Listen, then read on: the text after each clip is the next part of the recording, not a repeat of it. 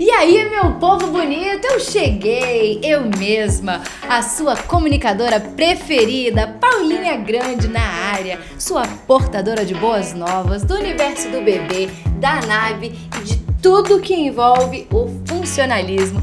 A sua melhor companhia de todas as sextas-feiras, aqui no canal do YouTube da nave. Ligada nos meus 220 volts, mais pilhada do que carro elétrico recém-carregado. Porque eu sou dessas, sou ecológica, sou sustentável, nesse mesmo estilinho aqui do Banco do Brasil.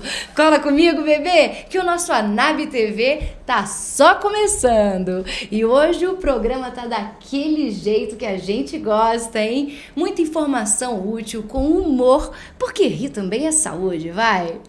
Tem fofoca inteligente, com aquele tempero, porque sem pimenta não tem nem graça, papo de valor, direto ao ponto, sem enrolação, com o melhor da Anab TV e do bebê. E fechamos com uma entrevista muito especial, uma conversa edificante, cheia de significado no nosso Outubro Rosa. Sem querer dar spoiler, mas a nossa convidada inspira pela sua luta em prol do funcionalismo e agora, frente ao diagnóstico de um câncer de mama, escolheu ser maior do que o medo e mais alta do que o impossível. Fica com a gente até o final, você não vai se arrepender, hein? Vamos embora? Levanta do sofá aí, menino. E você, menina? Senta e descansa, rapaz. Ficou em pé o dia todo, mulher. E bora animar, bora relaxar. Sem enrolação, solta essa vinheta e vamos começar. Sextou!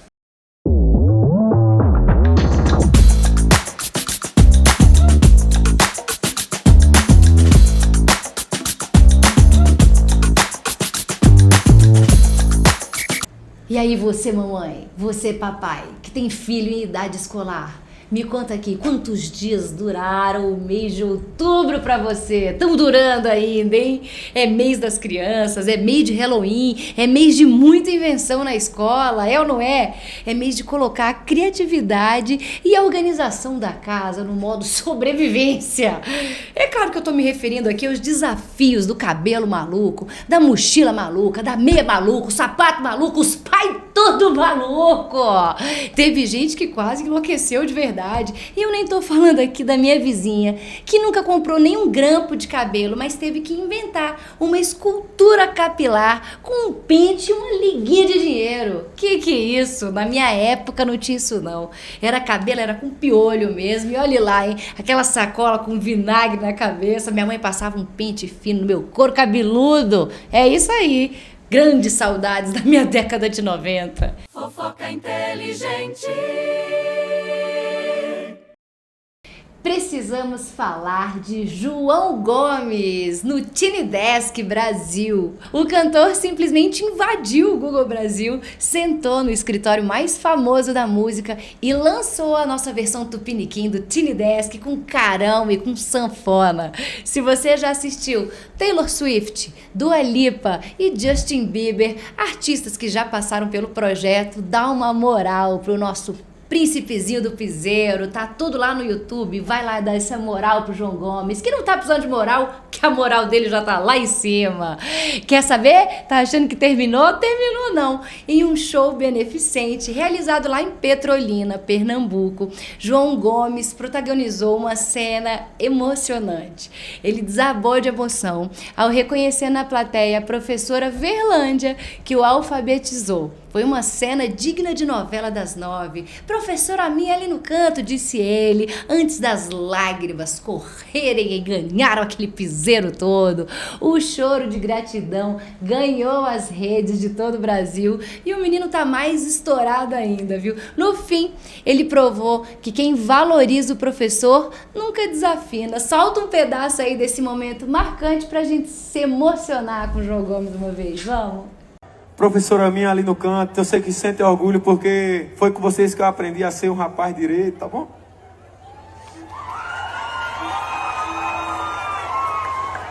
Quando eu cantei minha primeira música que fez sucesso, eu mandei mensagem para a professora Verlândia, ela lembrava de mim, mas nunca mais tinha mandado a mensagem. Eu digo, obrigado por me ensinar a escrever. Hoje, graças a Deus, a gente tá aqui, velho. Eu queria dizer para toda criança assim, respeite seu pai, respeite seu professor. Saiba que você mora numa cidade muito linda, tá bom? Essa festa tem que acontecer todo ano pra gente se lembrar do lugar que a gente é, com muito orgulho, assim, a gente poder falar. Porque muitos daqui vão ganhar o mundo um dia, velho. Vão atravessar o oceano, vão conhecer os Estados Unidos, o Japão, assim como eu conheci, tá bom? Então, é isso, eu tô muito feliz de estar aqui com vocês hoje. A gente não poderia terminar de uma forma melhor, tá bom? E não podemos terminar esse quadro de fofoquinha do bem sem antes parabenizar nosso colega Jonathan, nosso colega da NAB, diretor desse programa, que conquistou ouro no Festival do Clube da Criação, um dos maiores prêmios da publicidade do país. Lá no site da NAB tem uma matéria contando tudo e reconhecendo esse nosso talento aqui, hein? Palmas pro Jonathan, palmas pro Black Meadows, essa ideia maravilhosa. Vai lá conhecer, entra no site, tá esperando o quê?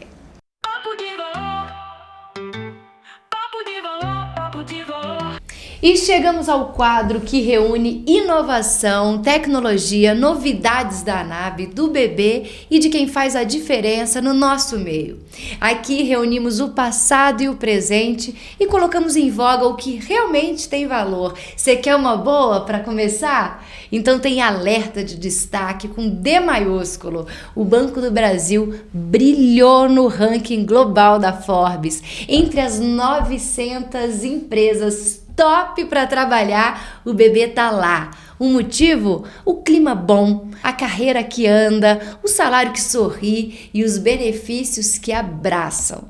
O bebê tá servindo aqui empregabilidade gourmet. Que orgulho, hein? E não foi só o bebê que foi destaque não, viu? A NABPREV foi homenageada pelo CRADF, o Conselho Regional de Administração do Distrito Federal. A solenidade rolou em Brasília, com direito a tapete vermelho da boa gestão. Teve também contrato de patrocínio para o Fórum Internacional de Administração, o famoso FIA, onde a NABPREV vai marcar presença com um stand exclusivo. Já separa o crachá, porque network vem aí, hein? Na plateia VIP, o presidente da NAB, Valmir Camilo, o diretor-presidente da NABPREV, Fabiano Jacinto Aman, a diretora de benefícios, Fabiane Correia, a diretora administrativa e financeira, Ana Lúcia Landim, e o presidente do CRADF, Hélio Queiroz. Só gente que sabe o que faz quando o assunto é gestão. O Valmir reforçou que previdência complementar não é assunto do eu vejo depois, não. É assunto do eu vou resolver agora. E ainda destacou que a governança da NABPREV é formada por gestores casca grossa, com experiência de bebê e previ no currículo, hein? Em resumo, reconhecimento merecido, parceria firmada e futuro com planejamento. A NAB é uma das instituidoras da NABPREV, então parabéns para todos por causa desse reconhecimento. Eu quero barulho de novo no meu estúdio. Entrevista com o convidado. Chegamos àquele momento de fechar o programa com chave de ouro. Aqui vocês já sabem, a gente guarda o melhor pro final. Entrevista boa, papo leve, descontraído e muitas vezes inspirador. Hoje não vai ser diferente. Nessa bancada, uma liderança feminina com histórico de luta pelo funcionalismo. Mineira de Belo Horizonte, entrou no bebê em 2003, seguindo os passos do pai, colega aposentado, apaixonado pelo bebê, seu Biraci Banho. Um beijo, hein? Psicóloga, pós-graduada em gestão estratégica de pessoas, ajudou a impulsionar as primeiras agências estilo em solo mineiro. Foi diretora do Sindicato dos Bancários de BH, na Previ atuou como conselheira consultiva e hoje é conselheira deliberativa. Talento e resiliência trouxeram o desafio atual como diretora executiva da nossa querida fundação do Banco do Brasil. Seja bem-vinda, Luciana Banho. Muito obrigada. Boa tarde para o pessoal que está nos ouvindo. Que prazer ter você aqui, tão significativo pra gente. Vamos começar, já quero saber aqui, dentro dessa jornada aí tão longa de 23 anos do bebê, olhando para trás, o que mais te orgulha nessa trajetória? Olha, eu acho que assim, a forma como eu construí a minha carreira não no sentido dos passos que eu galguei, mas da forma como eu sempre lidei com as pessoas e com as situações e sempre tive mestres e mestras, né, que me ajudaram muito. Então, assim, sempre muito pautada pela ética, pelo respeito às pessoas, pelo compromisso com aquilo, né, que eu tô fazendo, seja lá o que for. Eu falo que os líderes, as lideranças, às vezes não têm noção da importância que elas têm na carreira de um jovem que acaba de entrar na empresa. Eu tive um chefe que marcou muito a minha vida, e não foi no banco, foi no meu primeiro emprego, quando eu tinha 18 anos, e ele falava uma frase que era assim, tudo que merece ser feito, merece ser bem feito. Né? Eu, lá nos meus 18 aninhos, aquilo ali, né, tomei como verdade, e eu sempre pautei muito por isso. Né? Não interessa se é bater um prego, se ajudar na inauguração de uma agência estilo em Belo Horizonte, se está à frente da diretoria da Previ, Conselho Deliberativo, tudo que merece ser feito, a gente tenta fazer bem feito, né? E sempre respeitando as pessoas e o processo. Então, eu acho que isso, para mim, é um motivo de orgulho, e agradeço muito aí as pessoas que me ajudaram nessa trajetória, porque nada a gente constrói sozinho, né? E aproveitando então, o que você fez de mais bem feito nesses mais de 2 anos aí em frente à fundação do Banco do Brasil? O que mais te enche de orgulho? Nossa, que pergunta difícil. Bom, a fundação, a gente, eu falo assim, ela é o coração social do Banco do Brasil, e eu acho que ela é um motivo de orgulho para todos os funcionários. Então, assim, eu acho que a fundação, ela sempre teve um trabalho muito bonito. Mas eu vejo que essa atual gestão, ela meio que resgatou o propósito maior da fundação, que é chegar naquelas populações de fato mais vulneráveis, né? Eu falo que são os vulneráveis dos vulneráveis, né? Então a gente tem atuado muito, né? Atuamos, né, nesse último ciclo muito fortemente com a questão da segurança alimentar, né? Com a questão dos catadores, com as comunidades quilombolas, mulheres negras, né? Então, assim, eu acho que a gente resgatou a alma da fundação, que tá lidando com esse público, e acho que a gente tem feito um bom trabalho nesse sentido, sabe? Assim, né, até convido a visitar a nossa página, que lá a gente traz sempre alguns números e alguns dos nossos maiores projetos. Maravilha! E a sua trajetória dentro do movimento sindical, também você teve uma passagem ali pela Previ, né? Sim. Queria que você contasse aqui, vamos fazer igual eu falo no ChatGPT, me conte como se fosse uma pessoa de 4 anos. Qual é a história da tabela PIP? Como é que esse tema entrou aqui nas conversas da diretoria ao longo dos anos? Sim. Olha, assim, né, a minha trajetória, tanto no movimento quanto na Previ, ela veio muito desse sentimento que eu sempre tive de lutar por aquilo que eu acredito, né? Então, assim, o banco, ele sempre foi a empresa, desde que eu entrei, que eu falei assim, é aqui que eu quero me aposentar, né? Eu sou uma apaixonada pelo banco, tenho um orgulho enorme de trabalhar no banco e quero transformar melhor as coisas para que as pessoas possam ter orgulho de trabalhar nessa empresa e de se aposentar pela Previ. E a PIP, ela foi uma dentre as várias batalhas que a gente teve ao longo do mandato dos eleitos. Eu tive na Previ entre 2008 e 2012 no Conselho Consultivo, que ali, assim, eu falo que é uma verdadeira escola, né? E ali que eu me apaixonei pelo Previ, eu falo que eu sou uma apaixonada pelo Previ. Não tem como, quando você conhece o corpo técnico, a governança, você se apaixona mesmo. E depois fui eleita no Conselho Deliberativo em 2018, reeleita em 22, onde eu estou até hoje, com mandato até maio de 2026. E a tabela PIP, ela surgiu do quê? O plano Previ Futuro, na Previ a gente tem 2 planos. O plano 1, né, que foi até 98, e o Previ Futuro, que é dos funcionários que ingressaram após 98. O plano Previ Futuro, ele tem uma característica completamente diferente do plano 1. Ele tem uma característica de contribuição variável, que a gente fala até que é a jabuticaba dos planos de previdência no Brasil. Porque a gente tem os benefícios definidos, que é do plano 1, que é aquele que ele se aposenta com a média das últimas 36 contribuições. Temos a contribuição definida, que são esses planos basicamente de mercado. Você tem basicamente aquilo que você acumulou. E temos de contribuição variável, que é no nosso caso na Previ, que ele mescla os dois. Você tem uma contribuição definida, que é a parte pessoal, de reserva individual de poupança, que você de fato vai se aposentar com aquilo que você acumulou. Mas, para além disso, tem os benefícios de risco, pensão por morte, invalidez. E no momento que você se aposenta, esse plano ele vira um BD, ele vira um benefício definido, porque a partir dele ele não altera mais. Ocorre que para a gente constituir essa reserva individual de poupança, a gente tem a nossa contribuição mínima, né, que a gente contribui, e o banco contribui na mesma proporção. Inicialmente 7% o funcionário, 7% o banco. E a gente tem a subparte 2B, que é conhecida também como complementar, né?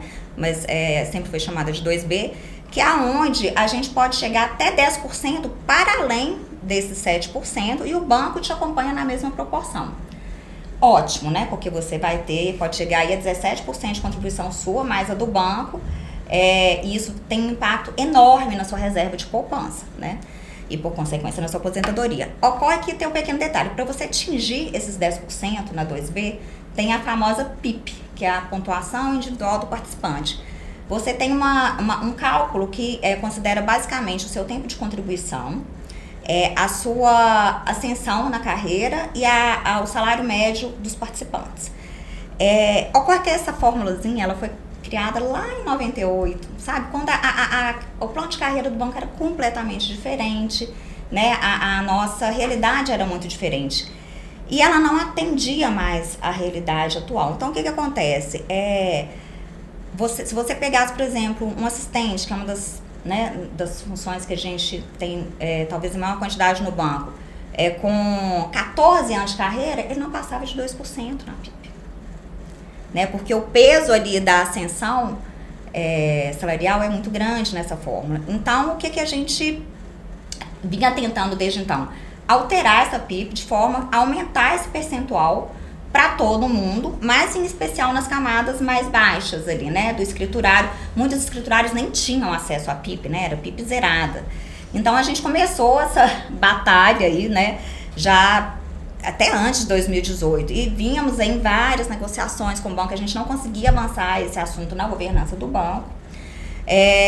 Então conseguimos finalmente avançar isso através de negociação coletiva, num dos nossos acordos, e depois de muitos trâmites, porque tem que passar pela SEST, pelo próprio conselho diretor do banco, a gente finalmente conseguiu esse ano implantar a nova tabela PIP. Então muitos funcionários já viram ali, muitos que nem tinham acesso à subparte 2B passaram a ter, e muitos que tinham 2 passou para 3, 4, por exemplo, que tinham 4 passou para 5, 6, né? Então pelo menos 1%, a grande maioria dos funcionários subiu, e isso com certeza vai ter um impacto muito grande lá na aposentadoria. Se liga, então é Luciana atrás aqui da sua tabela PIP. Vamos falar também um pouquinho aqui agora, Luciana.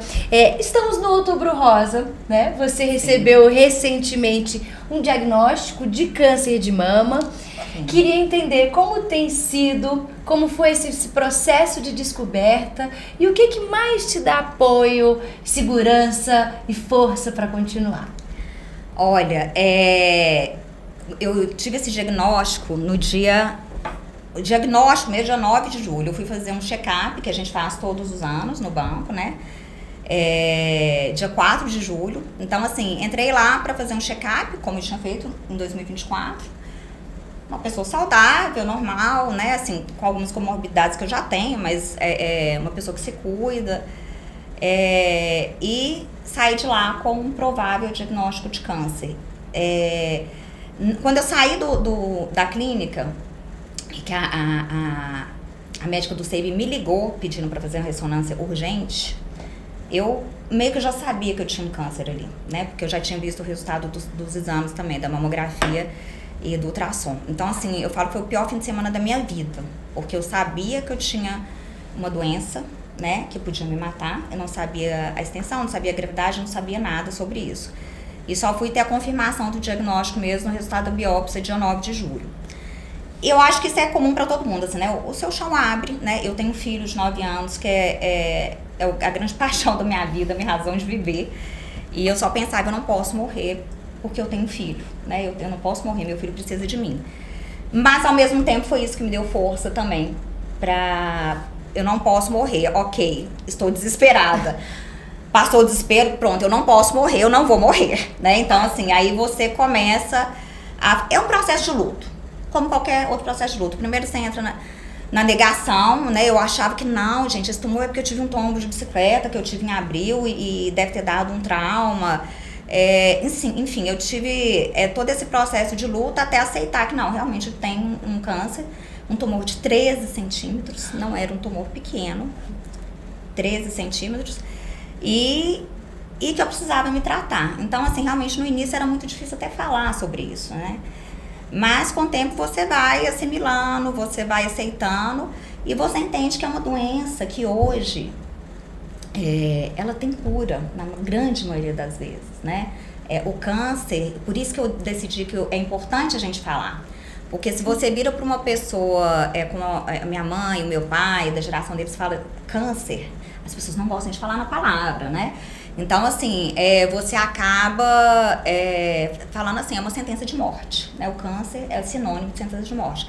Então, eu acho que é importante a gente falar muito sobre isso para dizer que não mais, né? O câncer de mama, ele tem cura desde que você faça a prevenção, desde que é diagnosticada a tempo, né? Desde que você siga os procedimentos, confie nos seus médicos, confie na ciência, ele tem cura e tem tido grandes índices de sucesso, de remissão, até chegando a 100%, né? Mas desde que você faça a prevenção, faça os exames. Então, assim, é o alerta. Né? É isso, Luciana, tem muitas coisas em comum que a gente sente, né, com isso, realmente esse luto familiar, como é importante, os amigos do trabalho, os colegas do bebê, tenho certeza que é um apoio diário. Demais, né? Demais. Eu falo assim, eu até falo assim, a minha família que não mora aqui, né, mas que estava à distância, sempre me apoiando muito, a família do meu marido, que eu falo que é uma família que Deus me deu, porque eles me apoiaram, me acolheram, inclusive uma prima, né, que estava passando pelo processo já mais adiantado, abriu todas as portas para mim, me ajudou a marcar exame. Eu não conheço médico direito aqui em Brasília, assim, né, então me ajudou a achar as clínicas e tudo. E os colegas da fundação e do banco, né, assim, queria fazer um agradecimento especial ao Gilson, né, que é o outro diretor que tem sido, assim, um suporte muito grande para mim ali, a Patrícia Lustosa também, que é uma das gerentes ali que teve uma cunhada recentemente que ela acompanhou muito de perto, então ela já estava entendendo melhor do processo que eu estava passando, e toda a equipe, né, da Fundação Banco do Brasil, que sempre me acolheu, naquela Fundação Banco do Brasil sempre me acolheu de uma forma, assim, que eu sou imensamente grata, porque eu me sinto muito, muito querida e muito segura ali. Então isso tudo me deu sustentação, né, meu marido que, né, desde já, de pronto, falou, tamo junto. Então, assim, isso tudo dá uma segurança muito, muito grande pra gente passar pelo processo, que é um processo cheio de incertezas, de medos, né? E sozinha a gente não consegue. Vamos olhar então ali na lente da verdade, fazer um convite para o Outubro Rosa, para todas as mulheres se olharem e encararem seus corpos de frente. Você topa? Com certeza. Por favor. Olha, gente, eu faço esse chamado, assim, realmente... Eu faço, mais que o chamado, eu faço um apelo, porque o câncer de mama, principalmente, ele não escolhe perfil, não mais, tá? Eu sou uma pessoa que eu não tenho nenhum caso na família, eu sou o primeiro. Eu não sou sedentária, eu não bebo com frequência, eu não fumo, ou seja, eu não tenho obesidade, eu não tinha nenhum fator de risco, eu sou uma pessoa saudável que leva uma vida saudável. E eu tive esse diagnóstico. Então, assim, hoje não se sabe por quê, inclusive por coincidência, eu estava ouvindo hoje na rádio que entre 2014 e 2013 e 2024, a incidência de câncer em pessoas com menos de 50 anos aumentou 280%. Então, assim, o que está causando isso? Eu não sei, eu espero que a ciência nos explique um dia, mas fato é que o câncer não escolhe mais perfil. Qualquer um pode ter. Então, assim, fazer os exames com a periodicidade mínima de 1 ano, porque 1 mês pode fazer muita diferença, é fundamental para você se dar uma chance muito maior de sobreviver e de voltar a ter uma vida normal, uma vida saudável, mesmo com o diagnóstico de uma doença tão grave como essa. Muito obrigada. Obrigada pelo chamado, obrigada por compartilhar. A gente sabe que Obrigada. é um momento delicado, cheio de incerteza mesmo, mas tenho certeza que você ganhou hoje mais uma torcida, muita corrente, Obrigada. vibração. Muitas orações são bem-vindas. E muitas energias. Eu tenho certeza que você já é uma vencedora. Obrigada. E está nesse processo não de tratamento, mas de cura. Muito prazer. Sim, depois ainda vou dar notícias, eu já 100% curada, cabeluda de novo, porque tem a touca que, né, deixa cair menos, mas cai.